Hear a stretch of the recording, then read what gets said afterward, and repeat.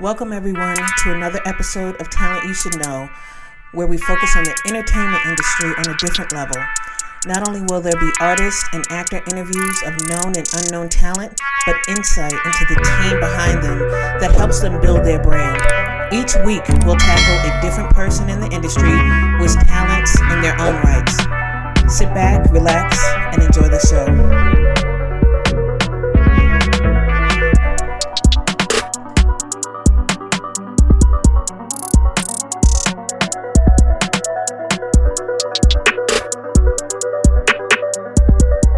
Welcome everyone to another episode of Talent You Should Know. I'm really excited today. Our guest is Tanya Kersey.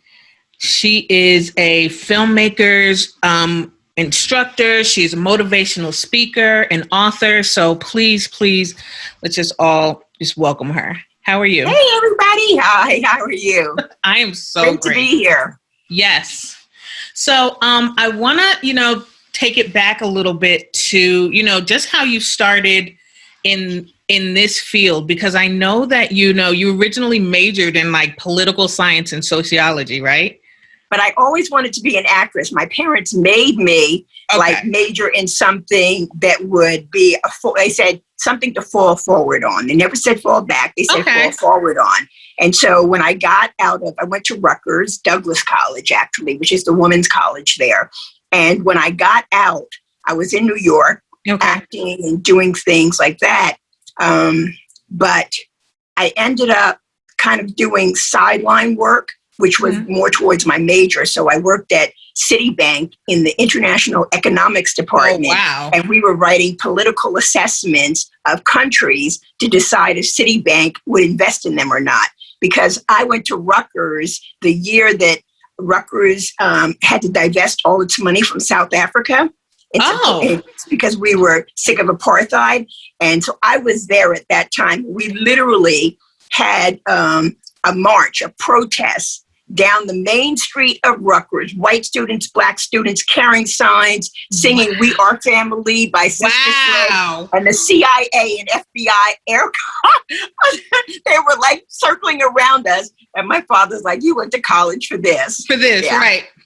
So I had a real introduction, but I went to school for that. But, I always wanted to be an actress and a model. Yeah. And I actually was lucky enough, or blessed enough, I guess I should say, to make that a reality. Yeah. Yeah. And I saw, you did acting, modeling, you did entertainment journalism, you were a radio and film critic. And I always talk about the things that are our passions versus our purpose, right? Yes. And so, and I say, I wanted to be a songwriter and I loved music, but I think that those are my passions, and my purpose is really showcasing talent behind the scenes, in front of the scenes. So for you, what do you think your passion and your purposes are? Are they the same? They're the same. They're the same. Yeah, my passion is filmmakers. My purpose is to empower, encourage, educate, enlighten filmmakers, because filmmakers typically know all about the talent. They all know the craft of filmmaking. Yeah. And then some don't, because cameras have become so accessible. Some people think they just pick up a camera and shoot, but they rarely learn about the business, even if they go to film school. Yeah. So, film students come out of film school and they come to Hollywood and they're like, oh my God, this is nothing like I thought it would be. Yeah. This is like a whole different thing. They realize that they're salespeople and they're marketers, and they're going to spend very little time actually doing what they want to do. Most of the time you're selling yourself. Yeah. And, you're trying to get into doors. So, that's what I do, is I walk people through the process of creating successful films that are creatively successful, critically, creatively, and financially, make them profitable. Because most filmmakers don't make profitable films. So did you address that? Because I couldn't get a copy. I know you did a book. Was it Black State of the Arts? Yes. Yeah. A guide to developing a successful career. Yes. As a Black performing artist. So did you cover that? And how has it changed from the time you released that book to now? It's really interesting. The reason I wrote the book is I was an actress, and I went on an audition with Petronia Paley, who was a well-known Black actress in New York. And we went to an ad agency, and there was this white gay ad director, you know, auditioning us. And suddenly he just goes crazy, and he's like, stop, stop, stop. He's like, talk more black, talk more black.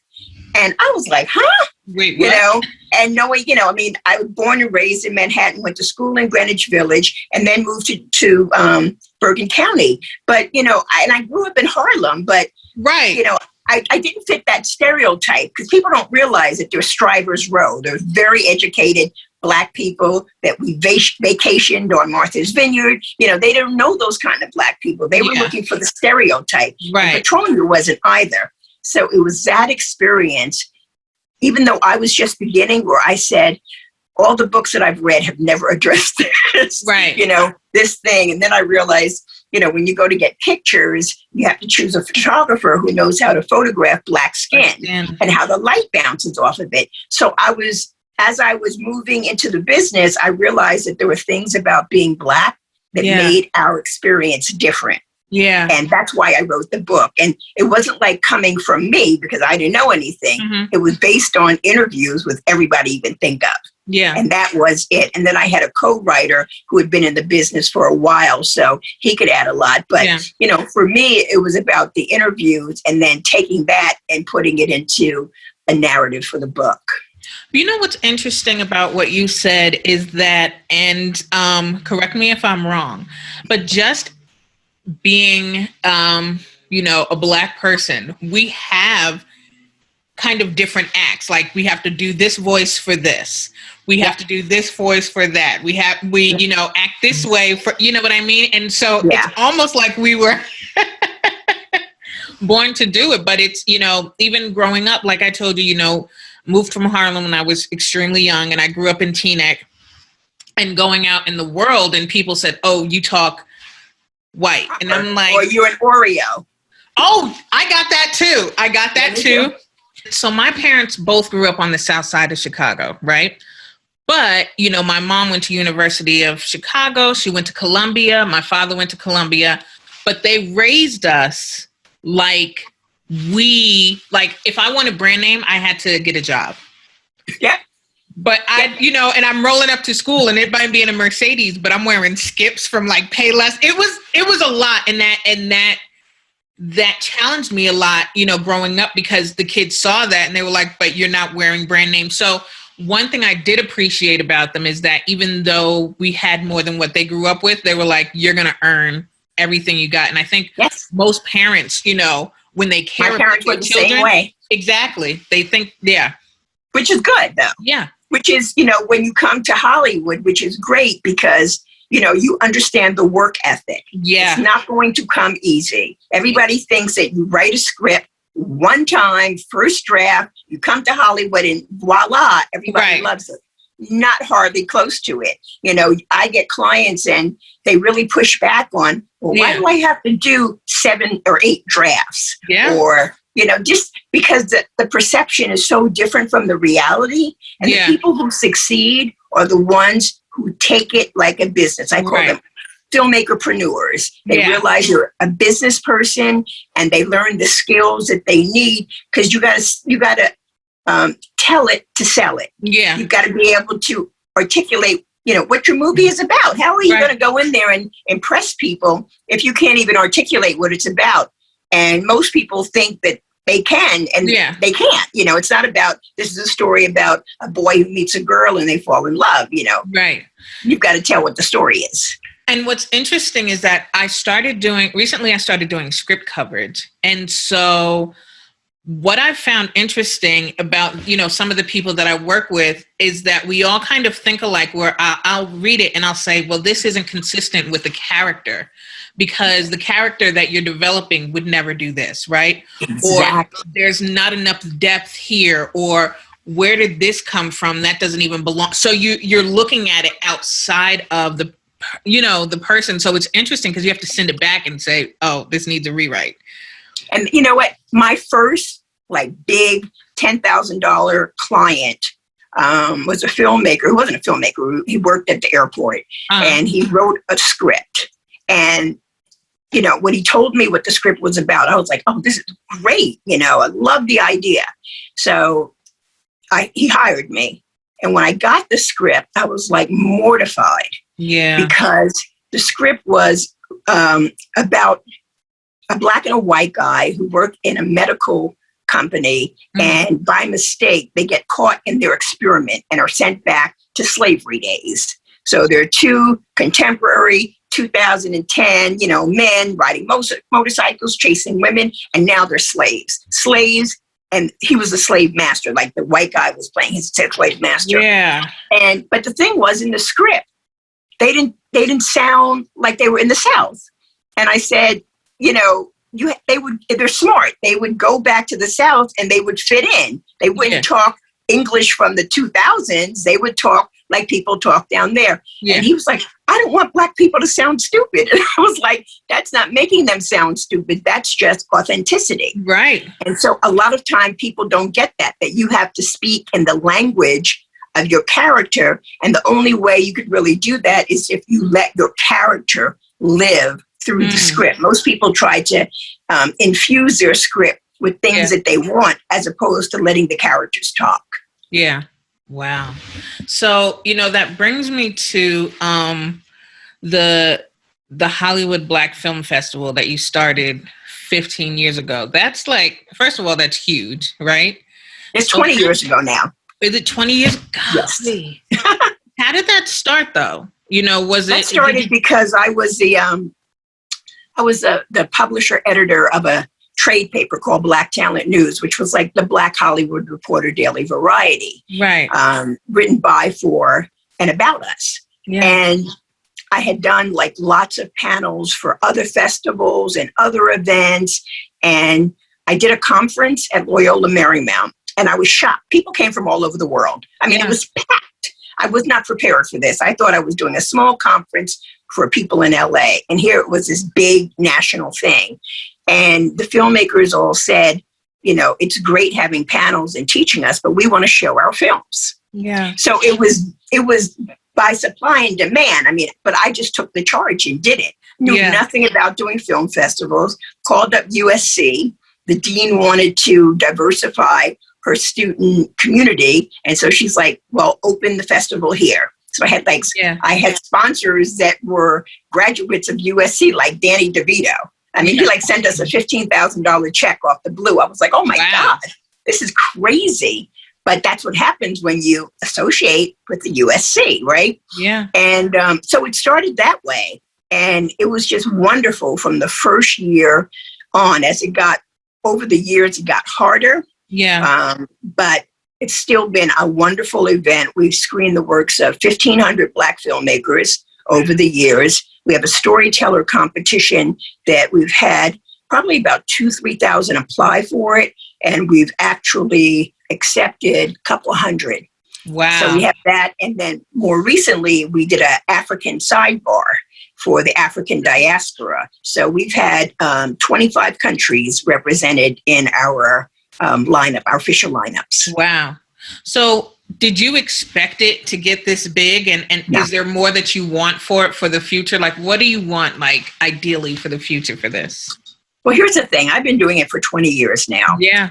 My daughters were 10 and 11. They're now like 30 and 31. Mm-hmm. They have wanted to run the festival their entire life. They grew up on the red carpet at the festival. Everybody knew Monique and Brittany. Yeah. And they just said to me 2 years ago, we want to run it now. Because I was talking about, I was tired of it.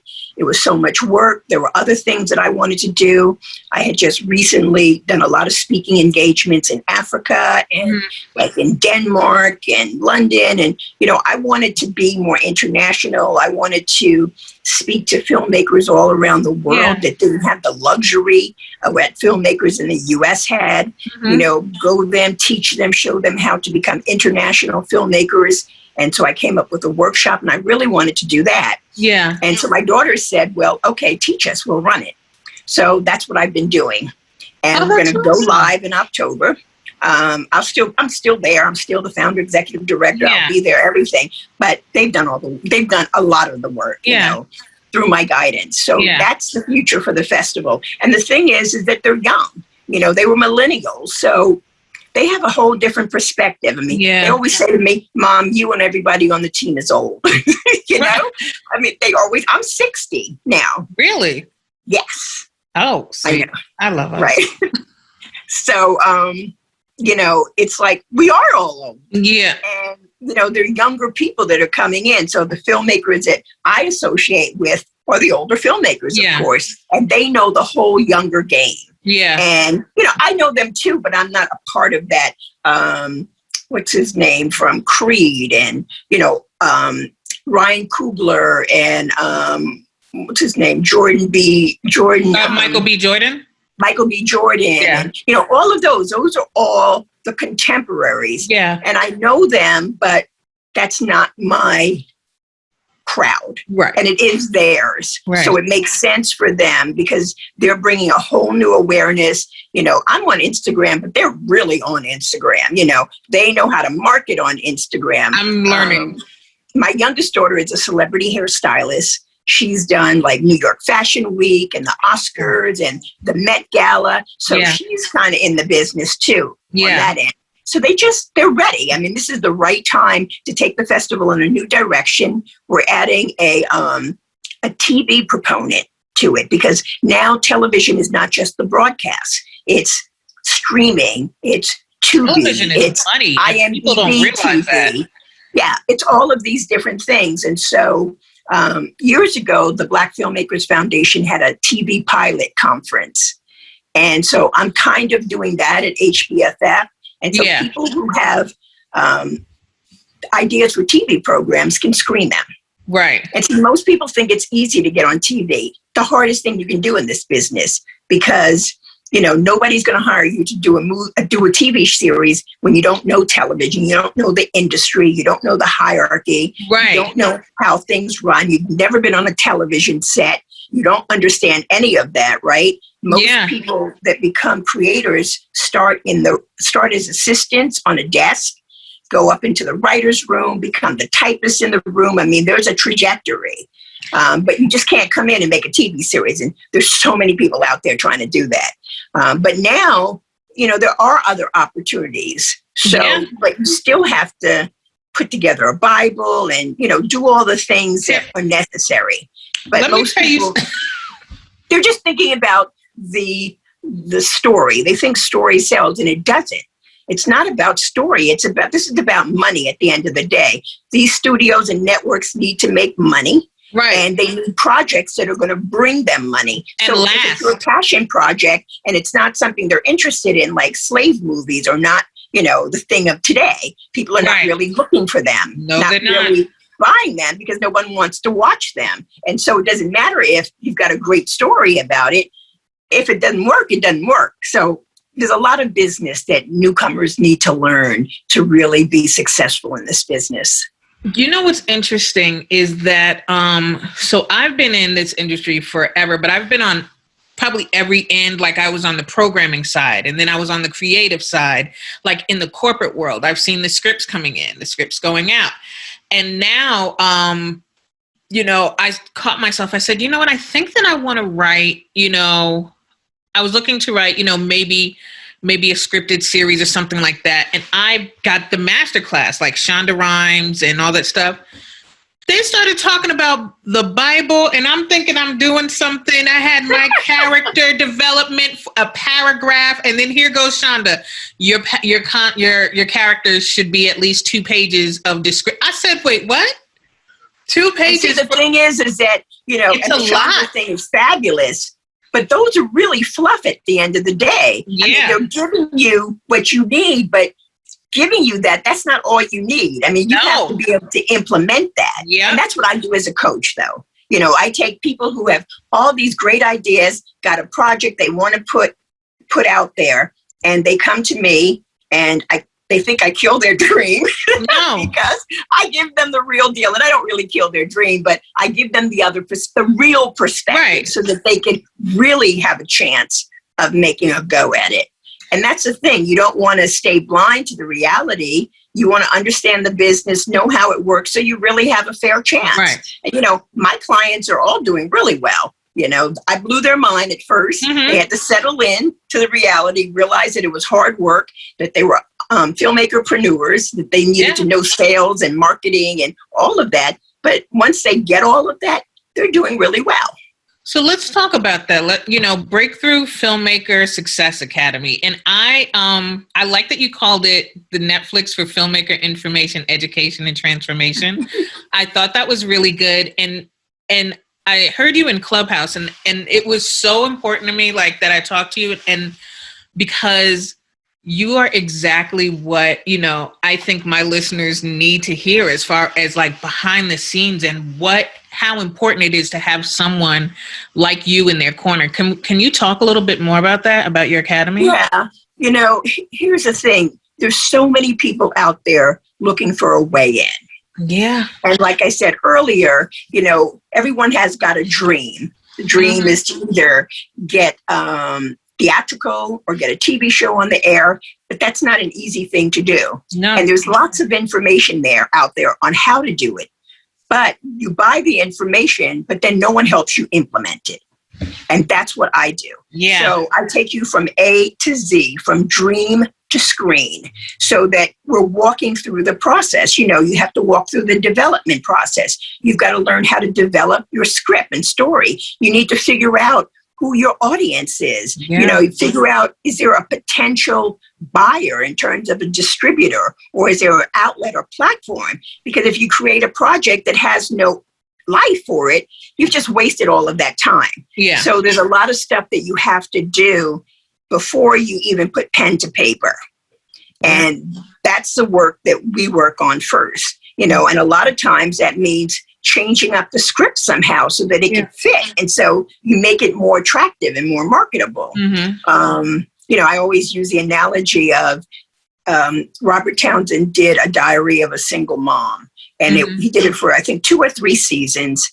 It was a narrative web series that was cast with great actors, like B-list actors. And it was paid for by a nonprofit who wanted to tell the story of spousal abuse, drug abuse, and all of that, single momhood.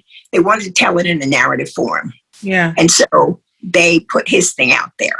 And that's kind of what this industry is moving towards. It's, a lot of times you want to get sponsors, or you want to get, people to buy it. It's not all just that product placement. That's an old paradigm. Yeah. Things are really changing, and there's new ways to get, because people want to get eyeballs on things. And this is a really good way to do it if you know what you're doing. But if you just come in and it's like, okay, I've got a great story.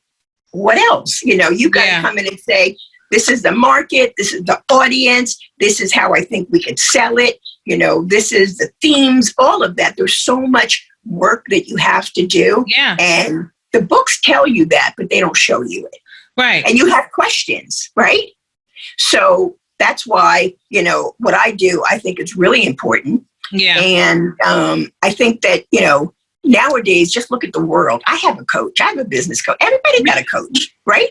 You got a spiritual coach. You got business coach. You got health coaches, business coaches. You need a filmmaker coach, and anything else. So, I think filmmakers need to understand that. If you're trying to break into the business, realize that you're going to need help. Yeah. You don't want to start on the wrong foot. You want to start and moving in a right direction, and you want to have your foundation laid out. Yeah. And that's an investment in you. And that's where the disconnect is.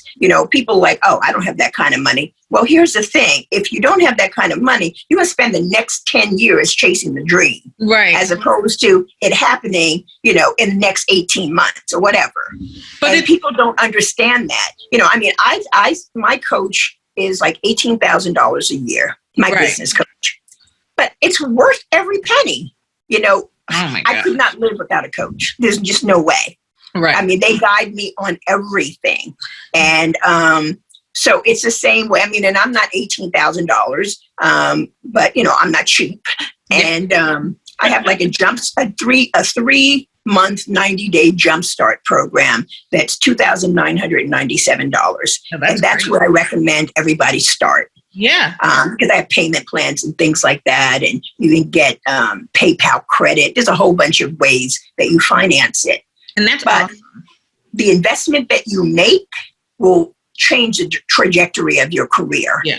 And that's what's really important. So instead of, throwing things up on the wall, hoping they stick, and, going around and overwhelm and not knowing what to do next and making the wrong decisions, you have somebody by your side helping you make the right decisions and moving you along. That is awesome.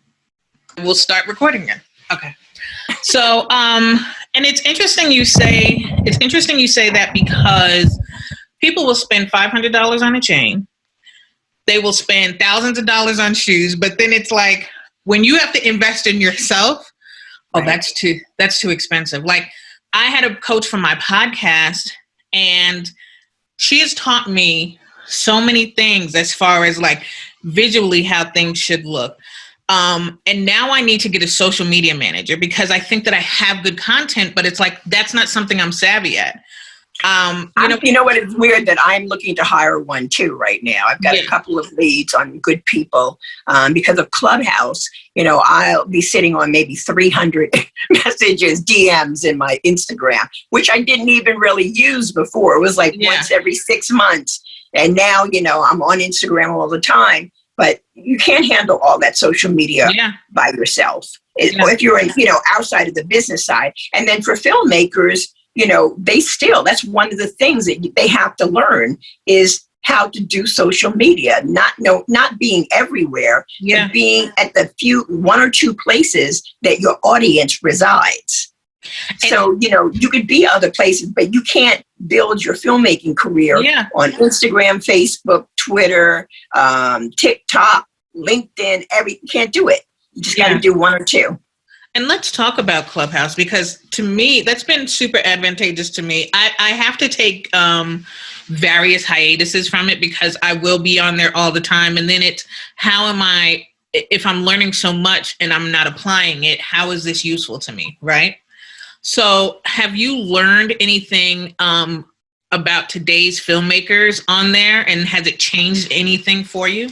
I have learned so much. Actually, I'm getting ready. Well, by the time this is on, there will be a Facebook page called Clubhouse Filmmakers, and people will be able to go to clubhousefilmmakers.club, because I realize that there's so many filmmakers and filmmaker groups and cliques and all this stuff, but there needs to be a place where all filmmakers can come to find out what rooms there are, what clubs there are, and to be able to talk to each other. And so I'm creating that.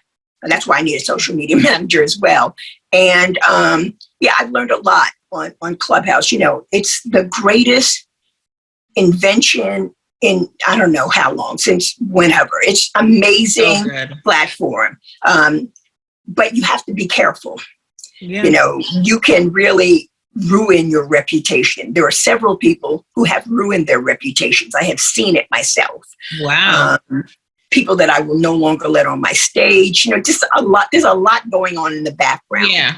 But for filmmakers, you have to really look at it as a place to start to build a relationship. Yeah. Just because you meet somebody there, you don't DM them tomorrow and ask for an agent or something like that. There's a way that you go about just doing social media. I mean, it drives me crazy when I get emails from people I don't know and messages saying, I need this, I need that. No, I can't do that. I work as a coach and a consultant. You know, you can pay me if you'd like me to work with you on this project.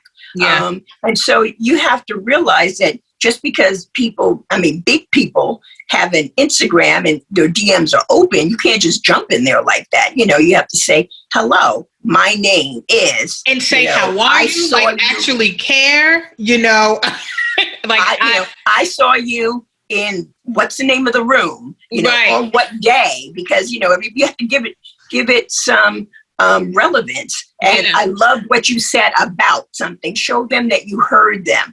Tell them how much their words impacted you. You've got to do that. That's how you begin to create a relationship. Most people do not do that. And that's why they're not successful in Clubhouse. So I know a lot of my peers say they get hundreds and hundreds, like me, of messages, but I don't even return them anymore. I'm glad I broke through. Sheesh. but that Well, was, I mean, because you had something to say. yeah, You know, yeah, therein lies the difference. You know, most people don't. yeah, And so we ignore them. yeah. I mean, what are you going to do?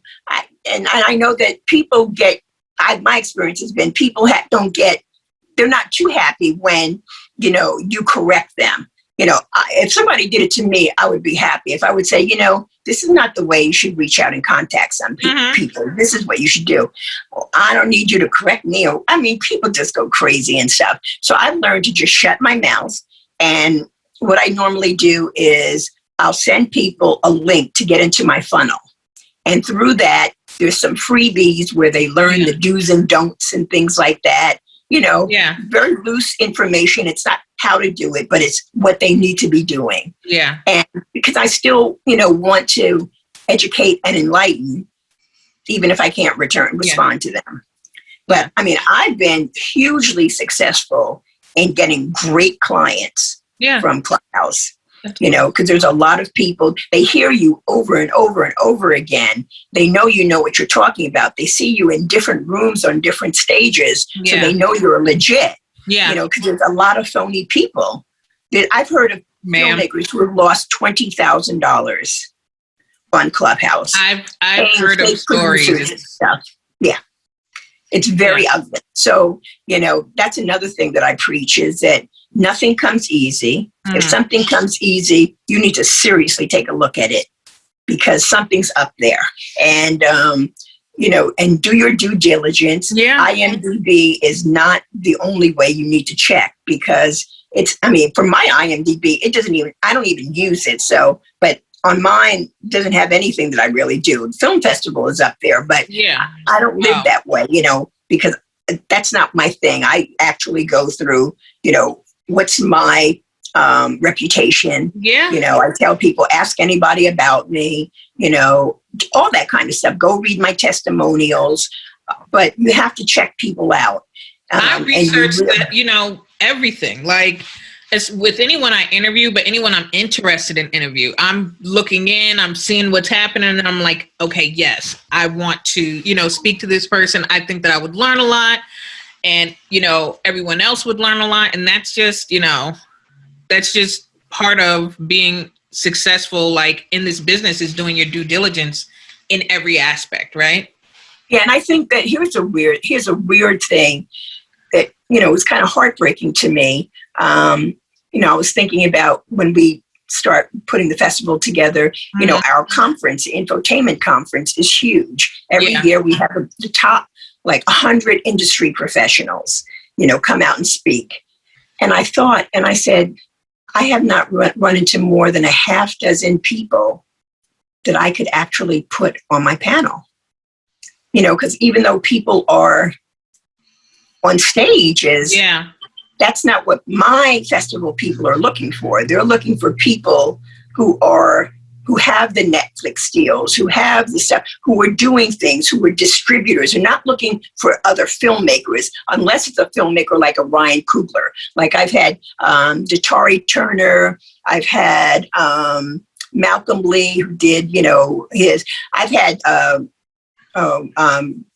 Robert Tillman, you know, I've had directors, producer, writers who really work, who made millions of dollars, not new filmmakers who are coming up, who are doing great things, but I can't put them on my stage because they're all in my audience as well. Wow. So I thought about it and it was like, Dad, there's not too many people that, from people that I know, that I can even put, even though they're great what they know, but it's different. And I think that now when Clubhouse goes to Android and it opens up to the public, it's going to be very, very different.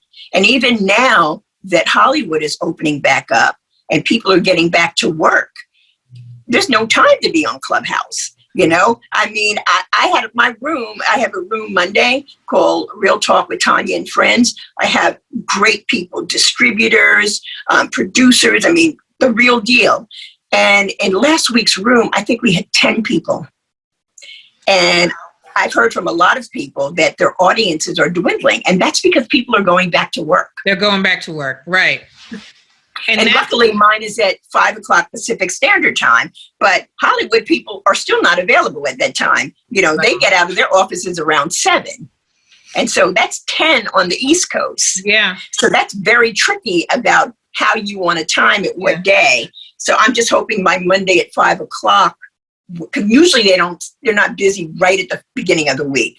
It'll be like Tuesday or Wednesday when they start staying late. So I have to figure out a way, and everybody does. A lot of people who had 2 rooms a week are down to 1 room a week. Wow. So it's really changing the complexion of Clubhouse. And then they're going to be, right now, the audience is our audience, all of us who are on, because we're all friends, that have bought our contacts in. But when it goes wide, it's going to be the world. Yeah. And that's, our audiences are really concentrated now. It's going to be everything. So that's going to change. And that's why they, I joined all the rooms that I could now, because I know they're not going to be open. They're going to have to pay to get in. So they're like, you better, work on that now. So right. I want to thank you for taking the time. It's funny because I'm like, oh, well, what would you recommend for this and that? And you answered so many of the questions just in our conversation. And it's so informative. And I want to make sure that everyone knows where to find you, how to get access to all of that. Will you please let everyone know? Yeah, the best way to get access to me is to email me, Tanya at TanyaKersey.com. It's TANYA at TANYAKERSEY. You can DM me, but remember, I told you about how to DM, and being clear about why you're sending me a message, and being clear about what you want. Yeah. And every time you send a message, guys, make sure you have a goal. Yeah. Make sure there's a reason why you're messaging that person, and that is clear in your message. Yeah. Because otherwise, nobody can guess what you want. So that's the thing. You can DM me. You can follow me on Twitter. I'm every day, so there's a lot going on. LinkedIn is a great way to reach me. It's more business oriented, but I post a lot of what's happening in the industry there. Yeah. Facebook is, it's Facebook. I don't anymore do a lot of business stuff. I do have a Facebook group called Breakthrough Filmmaker Success Support Group. Okay. And so you can go there, join that. There's about 2,600 filmmakers in there now. The Breakthrough Filmmaker Success Academy will be opening soon, and the Clubhouse Filmmakers.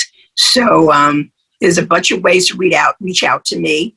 If you're interested in any of my coaching programs, a bunch of them are on, where are they? They're in the bio on Instagram, kind of all the different things I have going on. Mm-hmm. And I'm out there. So it's always at Tanya Kersey, no matter what platform it's on. Well, thank you so much. I really appreciate this. And I'll definitely be reaching out. I'm pretty consistent. Oops, sorry. No problem. That was my battery saying it was low. See? Both of us. But I will definitely be reaching out. And thank you so much for taking time to come on. Oh, and yes, absolutely. Anytime I could share and, pour into filmmakers some knowledge and some expertise to help them, I'm all for it. Thank you, everyone, for tuning in to another episode of Talent You Should Know. Please don't forget to subscribe to our channel as well as leave a review. Thanks again, and we'll see you next week.